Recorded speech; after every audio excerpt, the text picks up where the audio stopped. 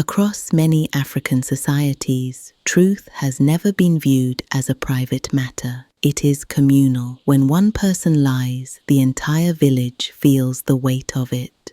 This story comes from Kambara, an ancient village shaped by tradition, land, and shared responsibility. On the surface, Kambara appeared peaceful, its people hardworking, its customs intact. But beneath that calm exterior, silence had begun to replace honesty. In Kambara, silence was not always peace. Sometimes it was fear. Every culture preserves its values through symbols. In Kambara, that symbol was an ancient drum known as Ngoma ya Ukweli, the drum of truth. The drum was not entertainment, it was law, memory, and conscience combined.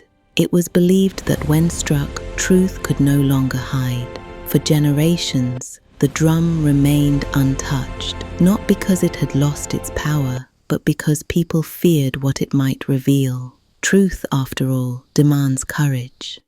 The balance of Kambara began to fail during a season of scarcity. Harvests disappeared, food stores emptied, yet no one came forward. As resources vanished, something more dangerous spread: suspicion. Trust between neighbors weakened, families withdrew into silence.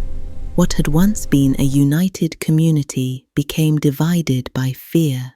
History shows that communities rarely collapse from hunger alone. They collapse when honesty disappears. Faced with growing unrest, the village elders reached a decision that had not been made in generations. They would awaken the drum of truth. This decision carried risk. Truth does not choose sides. It exposes the powerful and the powerless equally. But the elders understood something essential. Without truth, there could be no unity, only quiet decay. When the drum was struck, it did not speak in words. Instead, it spoke through consequence. Those who had stolen could no longer hide their guilt. Those who had lied found their strength leaving them. Fear turned into confession, not because people were forced, but because truth had removed the shelter of denial. Anthropologists often describe truth rituals as moments of collective cleansing. In Kambara, this moment stripped the village of illusion, but returned it to itself.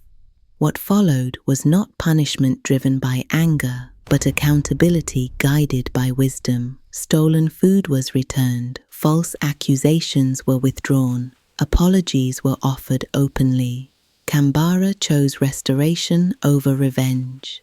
In many African traditions, justice is not about humiliation, it is about reintegration. Truth had exposed the wounds, forgiveness allowed them to heal. When the drum was returned to its shrine, it fell silent once more, but its lesson remained alive in the hearts of the people. Kambara learned that truth, though uncomfortable, is the foundation of peace. That silence protects wrongdoing, while honesty restores community, and that a society willing to face itself can always rebuild. Across Africa and across the world, this lesson endures. Truth may sleep, but it never disappears. Subscribe to my channel for more African-inspiring stories.